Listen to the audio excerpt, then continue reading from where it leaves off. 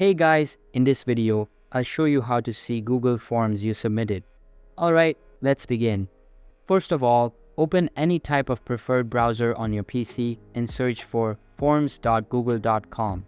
After that, sign into your account, and this is the home page you will be redirected to. From here, we can create a new form or view the recent ones that we have created. Now, in the forms, there is no way that it records the forms that you have submitted. Reason being, you are participating in an end-to-end encrypted questionnaire, and the owner of the form has the sole authority of the forms and only himself and herself.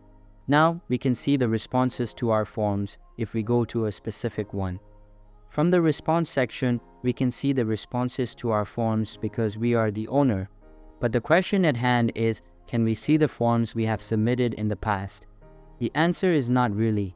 The only way you can see your past submitted forms is when you get an email of the answers you have submitted to a form. And that is the case only when certain form owners has turned on this feature. Apart from that, there is no other way. So that's basically how you can see Google Forms you submitted. And that's it for this video. If you find this helpful, consider subscribing and giving this a big thumbs up. Thanks.